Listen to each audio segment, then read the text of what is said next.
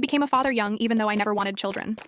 When my son died, I felt both grief and a strange relief, and my marriage soon ended. Now I live freely and happily, but I still carry guilt knowing my freedom came through that loss. Life has a strange way of reshaping itself when you least expect it. Looking back now, I can pinpoint the moment everything tilted, though at the time it didn't feel like some grand, cinematic twist of fate. It was quieter, more ordinary, almost mundane in the way a single sentence can carve out the next decade of your existence. 13 years ago, I was just another 20-something guy stumbling through adulthood.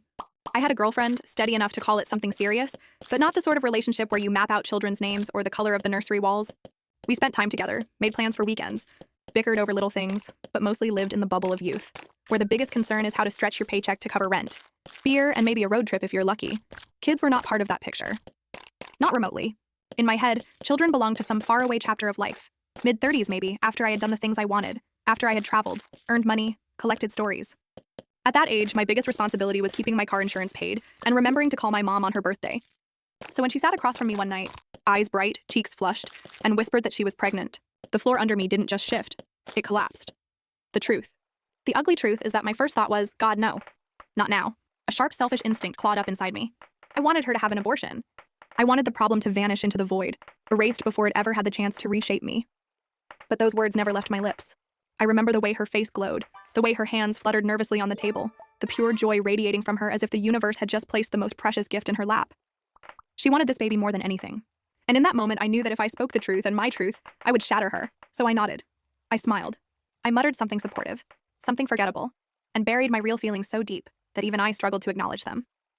From that night forward, I walked into a role I never auditioned for, never wanted, but couldn't walk away from. Pregnancy is a long road, but for me, it felt like a countdown. Every doctor's appointment, every ultrasound, every baby shower gift was another tick of the clock marching me closer to a life I hadn't chosen. Still, I did all the right things.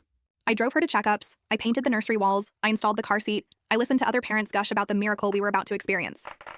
And with each step, I hoped, desperately, that some dormant paternal gene inside me would switch on. I told myself maybe the first time I held him, maybe the first time he gripped my finger, I'd feel it. That mythical surge of unconditional love everyone swore was inevitable. The day he was born, the hospital room buzzed with energy. Nurses moving in and out, machines beeping, her face twisted with pain and determination. Then suddenly, there he was. This tiny red squirming human placed in her arms, crying with a voice far too powerful for such a small body. Everyone around me cheered, clapped, cried tears of joy. I forced myself to lean over, to kiss her forehead, to say how proud I was. And I meant it, at least for her. She was radiant, exhausted, and filled with a kind of love I couldn't manufacture. But for me, that spark never came. I felt nothing. Or rather, I felt the weight of expectation press down harder. The miracle of life felt less like a revelation, and more like a sentence being read aloud. Here is your new role. Here is your cage. Here is the life you will now live. We moved in together officially after his birth, morphing our young relationship into a family unit. Marriage followed soon after, not because of some overwhelming romance or proposal out of a movie, but because it was what you did. You had a kid, you built a home, you got married, you checked the boxes. And I did it all. Outwardly dutiful, inwardly hollow. I took a job at a car dealership, chasing the big money. And truth be told, I did well at it. Sales suited me in a way I hadn't expected. I could charm, persuade, grind long hours. The commissions rolled in, the bank account grew.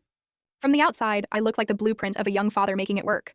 Good job, wife, child, house, bills paid, vacations squeezed in when possible. I wasn't failing anyone. If anything, I was exceeding expectations. But behind every handshake at work, behind every smile at the dinner table, behind every bedtime story I stumbled through, was a gnawing truth. I was faking it. Every single day, I wasn't really there. I was playing a part, reading lines from a script I never wanted. I tried so hard to make it convincing, not for me, but for him. He deserved a father who showed up, who smiled, who cared. And I forced myself to be that man, even though inside I felt like a prisoner counting down a sentence. The strange thing is, kids don't know you're faking. To him, I probably looked like the best dad in the world. I took him to parks, to baseball games, on road trips whenever I had time off. I made sure birthdays were big, holidays were bright, and that he never felt neglected. He laughed, he played, he loved me without hesitation, and I gave him every ounce of energy I could muster because I believed, at the very least, he deserved the illusion. 5 years went by like that. 5 years of double lives. The outwardly perfect father, the inwardly suffocated man. And then, one ordinary day at work, the call came. My wife's voice broken and frantic on the other end, words spilling out between sobs. He was hit by a car. He's in the hospital. You need to come now. I remember rushing there, heart pounding, mind refusing to believe the worst. I told myself kids get hurt, they bounce back. Broken bones, maybe surgery, but he'd be fine. That's what I clung to on the drive over.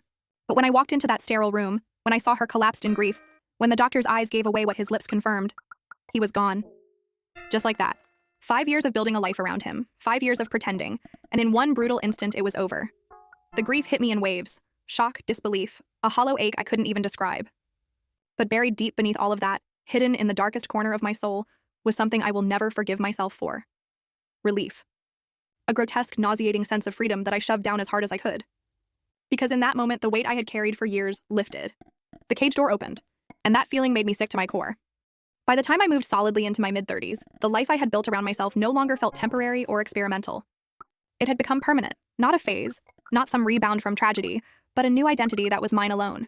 I had finally accepted that I was never going back to the life I had before, never back to fatherhood, never back to the suffocating routine of forced domesticity, never back to that gnawing dissonance of faking love for a role that didn't fit me.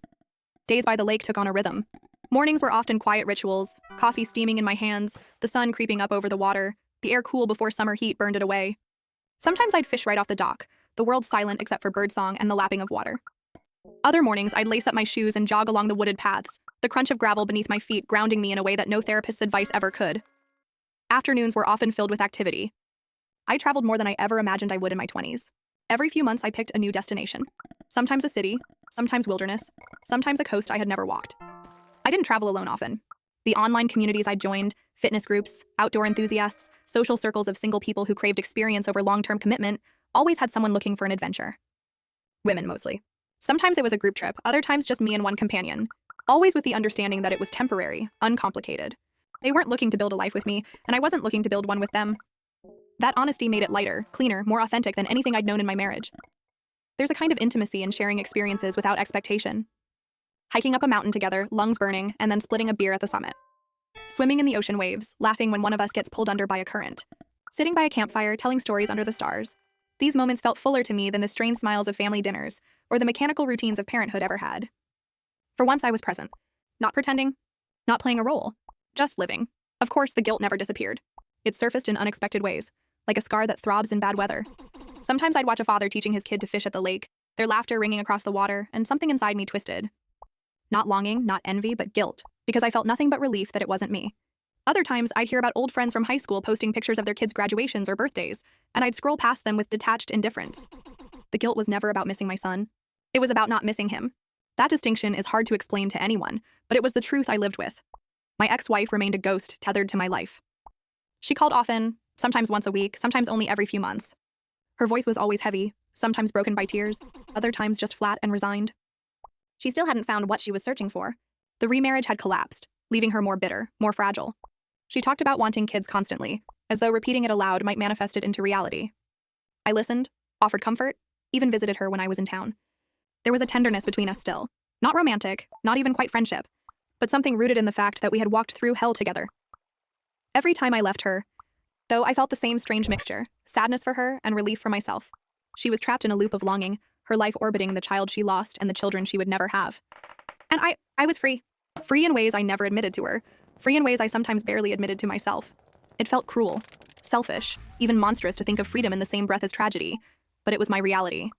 I often wondered if I was broken. In therapy, I brought it up more than once. Why don't I feel what I'm supposed to feel?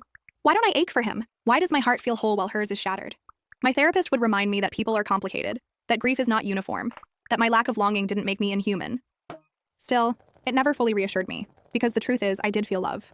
Just not for children. My dog became the center of my world. That animal was everything to me, loyal, joyful, constant. I'd take him kayaking, let him sprawl across my bed, spoil him with treats. If anything happened to him, I knew I would be devastated. I loved my parents, my siblings, my friends. I cared deeply, fiercely.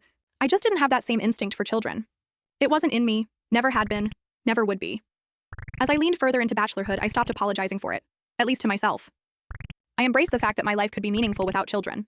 That freedom, adventure, and chosen connections could be just as fulfilling as family life was for others. I stopped trying to measure myself against the expectations of society, the milestones of peers. My life was mine, and for the first time since I was a teenager, it felt authentic. And yet, in the quietest hours, the contradiction still whispered, your freedom is built on a grave. Your happiness exists because of loss. I never escaped that truth. It followed me through every sunrise on the lake, every plane ticket I booked, every laugh shared with a travel companion. I lived with it, carried it, even accepted it, but I never escaped it. The years after the divorce blurred into something entirely different from the life I had known before. If the years with my son had been defined by weight, duty, and obligation, the years afterward felt like lightness. I threw myself into work at the dealership with a ferocity I hadn't tapped into before. Selling cars had always been good to me, but now it became more than just a job. It was an engine of escape. The commissions rolled in, each deal another confirmation that I was moving forward. Not backward. I became one of the top salesmen in the region. My name regularly mentioned in meetings, my face on those cheesy Employee of the Month plaques. Management loved me because I could close. Customers liked me because I could smile through any pitch. And I loved it because the money gave me leverage. For once, I had more cash than I knew how to spend. Vacations, expensive meals, weekend getaways. I indulged in it all. I was no longer just surviving. I was thriving, at least on paper, but success has its shadows. There were nights when I'd come home from another record-breaking month, drop a stack of commission checks on the counter, and stare at them like they were both a prize and a curse. Money was supposed to feel like freedom, and in many ways it did. Yet I couldn't shake the gnawing thought that the very reason I had this freedom was because of tragedy. Would I have been able to climb so aggressively if I still had the weight of fatherhood on my shoulders? Probably not. Would I even have wanted to? No. And that thought, that my thriving life was inextricably linked to my son's absence, haunted me more than I cared to admit. After a few years of grinding in sales, something inside me shifted. I had built up more savings than most people twice my age.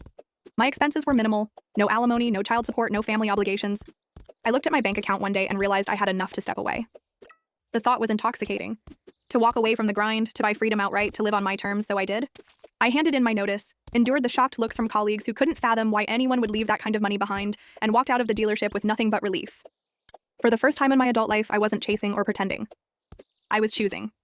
I bought a small house on a lake, barely 1,000 square feet. Simple, modest by most standards. But to me, it was paradise.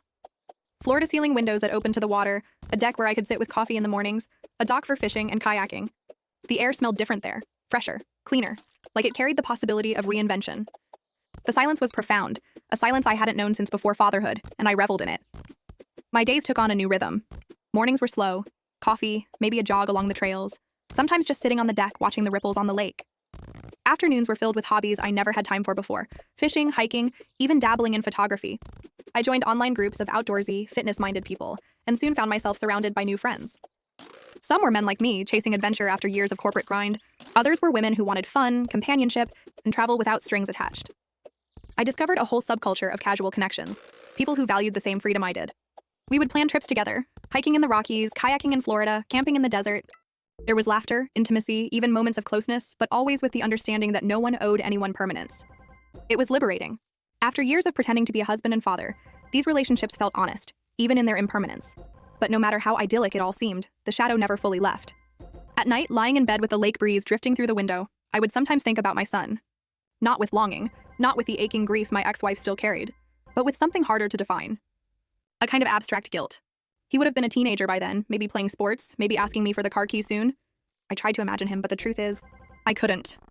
My memories of him were frozen at 5 years old, the sound of his laugh, the way his hair stuck up in the mornings, the small hand that would reach for mine. He never aged in my mind. And that, in its own way, was painful. My ex-wife would call from time to time, sometimes sober, sometimes slurring her words through tears. She remarried once, but it fell apart, leaving her more broken than before. She still wanted children desperately. It was a core part of her, something that defined her hopes and dreams.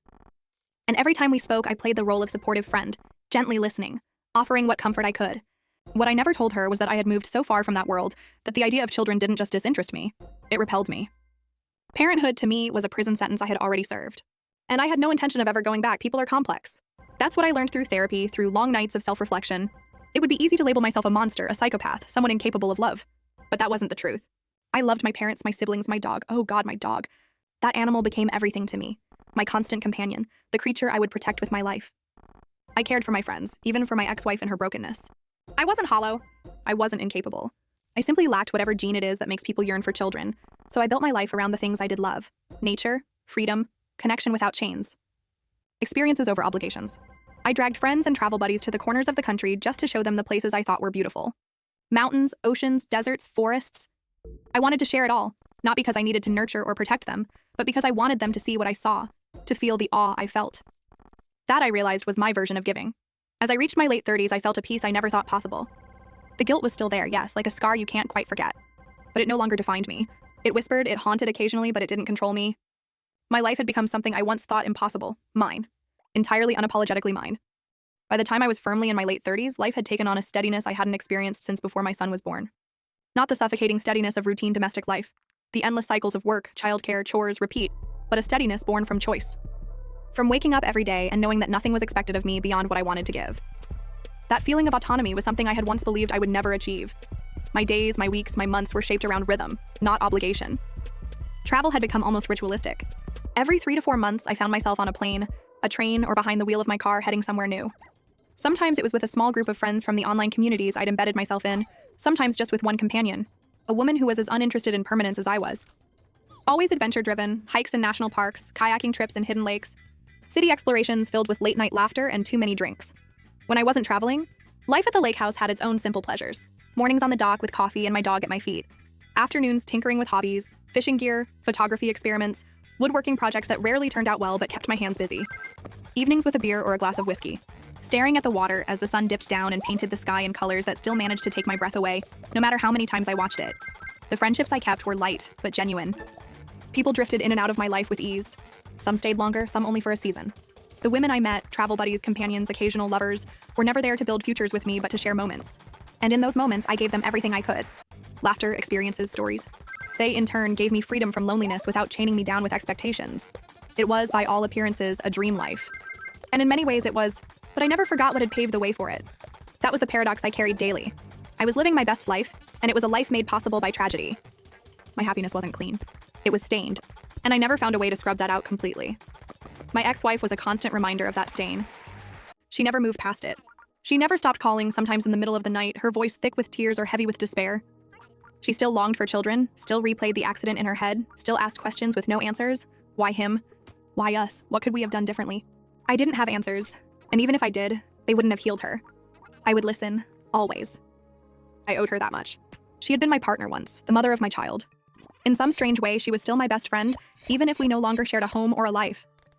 When I was in town, I'd meet her for coffee, hug her, reassure her. Sometimes we'd laugh like old times, like we had before everything. But the weight never lifted for her, and I think it never will. She wanted a family in her bones, in her blood, and life had denied her that. I, on the other hand, had found peace. And that peace made me feel guilty every single time I looked at her. I wanted her to find someone who could give her the life she dreamed of. I wanted her to heal, to move on, to be happy. But I knew I couldn't be that person, not then, not ever. Parenthood was a door I had closed permanently. I would never open it again. Society doesn't know what to do with men like me. At gatherings, when people asked if I had kids, I'd shake my head and their smiles would falter. Some would say, "You still have time," as if it were a tragedy I hadn't fulfilled my duty. Others would give me pitying looks, assuming it was infertility, assuming it was loss, never imagining that it was a conscious choice. Very few people can understand someone who simply doesn't want children. It goes against the script. I stopped explaining myself. If people pitied me, so be it. If they judged me, let them. I knew what I knew, that the parent gene everyone else seemed to have never existed in me. And for years I tried to fake it, to force it, to perform it. But now I had no reason to. My life was mine and I refused to apologize for it. Still, the guilt lingered. Not because I wanted my son back, not because I regretted my freedom, but because of the dissonance between my peace and my ex-wife's suffering. She would cry to me about her loneliness, about her longing for another child, about her failed attempts to move on. And I would hang up the phone, pour myself a drink, step out onto the deck, and look at the stars, overwhelmed by gratitude for the life I had, and equally overwhelmed by shame for feeling that gratitude. It's a contradiction I've come to accept. My joy and my guilt live side by side. I can kayak across a glassy lake at dawn, laughing as my dog splashes in the water, and still feel the pang of shame. I can travel with a beautiful woman, share nights of passion and mornings of quiet conversation, and still hear the echo of my ex-wife's sobs. That's my life. That's my balance. Late 30s brought me something else too, perspective. I stopped comparing myself to others. I no longer measured my worth against families with children, against men climbing corporate ladders, against the milestones I had once assumed were universal. I realized there isn't one script for life. There are thousands. And mine, though unconventional, was valid. Maybe even beautiful in its own strange way. As my 40s began to appear on the horizon, I found myself reflecting more often. Not in the desperate way people sometimes look back, clawing through regrets, but in a calmer, more deliberate rhythm, like flipping through the pages of a book you've already accepted is yours. My life wasn't what I once imagined it would be. It wasn't the white picket fence story with kids running in the yard, the proud dad at Little League games, the family vacations with photo albums stacked high. And for a long time, I thought that meant something was missing. Now I know it simply meant I was reading a different story than the one everyone else expected me to. The lake house had become more than just a home. It was a sanctuary, a symbol of the freedom I had fought for in ways I never intended. Mornings on the deck still brought me peace.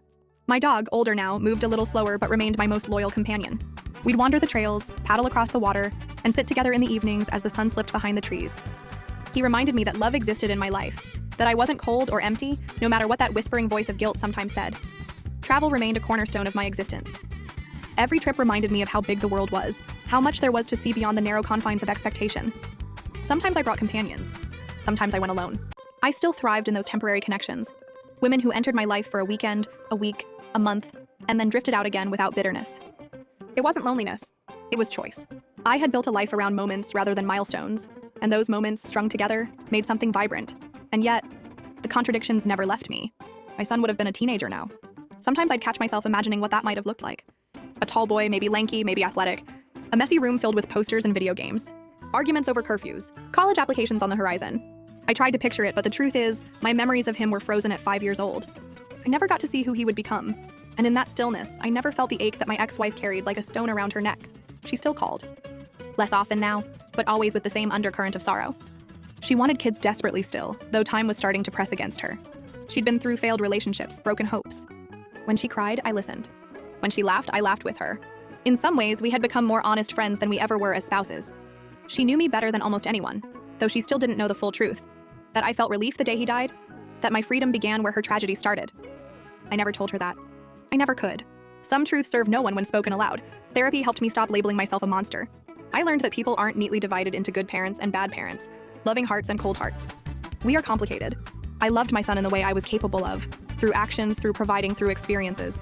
I gave him joy, trips, memories, but I never loved him with the instinct others talk about, that fierce, primal need to nurture and protect. I faked it, but in that faking, I still gave him a good life. That was my version of fatherhood, imperfect though it was. Now, as I edge closer to 40, I've accepted that I will never have children. Not by accident, not by fate, not by choice. That door is sealed. And instead of mourning it, I feel peace. My life is filled with the things that matter to me. Freedom, adventure, companionship without chains, love for my family, my friends, my dog. My existence may not fit neatly into society's definition of fulfillment, but it fits mine. The guilt, of course, will always remain. It's part of me now, woven into the fabric of who I am. I carry it the way you carry an old scar, not constantly aching but never fully gone. Every time I watch a father and son at the lake, every time my ex-wife's voice cracks with longing, every time I remember that hospital room, I feel it. But I've stopped letting that guilt define me. I live with it. I own it. In quiet moments, I think about legacy. What will people remember about me when I'm gone? Not as a father, not as a husband, but as a man who lived on his own terms. Maybe they'll say I was selfish. Maybe they'll say I was free. Both are true. I think about the laughter I've shared with friends around campfires, the mountains I've climbed, the waters I've crossed. I think about the way I've shown people the beauty of places they might never have seen otherwise. Maybe that's enough. Maybe that is my version of giving back to the world. If there's one thing I've learned, it's that life doesn't owe us a script. We write it ourselves, sometimes consciously, sometimes by accident, sometimes through tragedy. My story is messy, contradictory, and imperfect. But it's mine. And at the end of the day, I've made peace with that. I will never miss my son in the way people expect me to. I will never ache with longing the way his mother does. But I will always remember him. The little boy who laughed, who traveled with me, who filled those 5 years with memories I didn't realize I was making. He was part of my story even if his chapter ended too soon, and so I carry both truths with me. The freedom I cherish, and the guilt I can't erase. That is who I am. Not a monster. Not a saint. Just a man who lost a child and found in that loss both tragedy and liberation. The days after the accident blurred together in ways I can hardly untangle, even now. Grief has a strange texture. It's not just sadness, it's confusion, exhaustion, anger, silence, and noise all at once. My wife cried endlessly, her body collapsing into mine at night as if I were some unshakable pillar, when in truth I was crumbling too. People came and went with casseroles and kind words. Family members filled our home, their voices hushed, their eyes darting away when they caught me standing too still, too quiet. Funerals and memorials, paperwork and condolences. It all swept over me in a current I didn't fight against, but neither did I fully swim in. I knew how I was supposed to feel. I knew the script. I was supposed to be inconsolable, wrecked, shattered into pieces. And outwardly, I wore that mask. I stood by the casket, my hand gripping my wife's, tears sliding down my face. I hugged relatives who whispered, "I can't imagine your pain." I played the role of the grieving father just as convincingly as I had once played the role of the devoted dad. But inside was a labyrinth of contradictions that no one could see. There was grief, yes. I had spent 5 years raising a boy, pretending to be the man he needed, and in the process, I had built something real, even if it wasn't love in the way people romanticize parenthood. He was part of my daily rhythm, part of my routines, part of the structure of my life. Losing him tore away a section of that structure, and there was a raw emptiness in its place. I did cry, I did mourn, because he was gone, because any life ending at 5 years old is unbearably tragic. But alongside that sorrow, in the shadows of my subconscious was something far more disturbing. Relief. It whispered to me in the quiet moments when the house finally emptied out and I could sit alone with my thoughts. The relief that I no longer had to fake fatherhood. The relief that I no longer had to wake up every morning and rehearse the lines of a role I never wanted. The relief that the weight, the cage, the suffocating expectations were gone. It disgusted me. I hated myself for feeling it. I buried it as deeply as I could, terrified that if anyone glimpsed it, my wife, my family, even myself too clearly, it would confirm what I always feared, that I was a selfish, broken man who should never have been a father in the first place. So I overcompensated. I became the rock for my wife, the shoulder everyone leaned on. When she sobbed, I held her tighter. When relatives asked how we were managing, I gave the brave answers. I threw myself into work even harder, selling more cars, hitting higher commissions because distraction was safer than sitting in silence with the truth. But the cracks showed. Grief carves people differently and mine didn't match hers. She wanted to talk endlessly about him, his laugh, his favorite toys, the what-ifs of the future he'd never have. I couldn't bear it. Every time she said his name, my stomach twisted, not because I missed him with aching love, but because it reminded me of the guilt I was smothering. She mourned as a mother who had lost the center of her world. I mourned like an actor whose play had suddenly been canceled mid-performance, stunned, confused, unsure whether to feel loss or relief. Within a year, the marriage unraveled. We tried, of course. Therapy sessions where she wept openly and I sat quietly, nodding at the therapist's prompts but never truly opening up. Nights of intimacy that felt hollow, forced, as though we were trying to glue together shards of glass with bare hands. Arguments erupted over nothing, the dishes, the bills, the way I didn't cry enough. But underneath every argument was the same chasm. We were grieving two entirely different things. She lost her son. I lost my prison. And neither of us could admit that out loud. The divorce was strangely civil.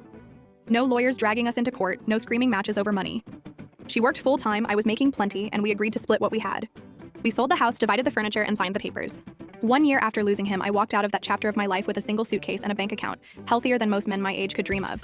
And for the first time in years, I could breathe. It's a shameful thing to say, but it's the truth. The first nights alone in my new place felt euphoric. No bedtime routines. No toys scattered across the floor. No forced smiles, no heavy expectations. Just silence, just me. I would sit on the porch with a beer, staring at the stars, feeling the intoxicating rush of freedom flood my veins. After 5 years of wearing a mask, I could finally take it off and admit, if only to myself, that I never wanted that life. I kept working at the dealership, but with a new energy. The commissions piled up. I bought things impulsively just because I could. A faster car, new gadgets, clothes I didn't need. I went on weekend trips, started kayaking with coworkers, joined hiking groups. For the first time in years, I was living for myself, not for anyone else. And it felt incredible. Yet every thrill was laced with guilt. I'd be standing on top of a mountain after a long hike, the wind whipping around me, my lungs burning, and I'd think, my son will never feel this. He'll never see this view. I'd be driving my new car, music blasting, and wonder, what kind of father feels this free after losing his child? I carried that contradiction everywhere. Joy and guilt, freedom and shame, hand in hand, my ex-wife called sometimes. Drunk, crying, lost. She couldn't let go of him. She couldn't stop replaying the accident in her head, the ways she could have prevented it. And I would soothe her, gently, patiently, because despite everything, I did care for her. She was my partner once, and in some strange way, she still was. I wanted her to find peace, to find someone new, to have the children she always dreamed of. But deep down, I knew I could never be that person for her again. I was done with that world. Parenthood had been a chapter I never wanted, and once it closed, I swore it would stay closed forever. That was the paradox of my 30s. I was building the life I always secretly wanted. Financial freedom, bachelorhood, adventures, friendships, casual relationships without strings, yet it was built on a foundation of tragedy. My happiness was inseparable from my loss, my freedom born from death. And that truth, no matter how deeply I tried to bury it, never stopped whispering in the back of my mind.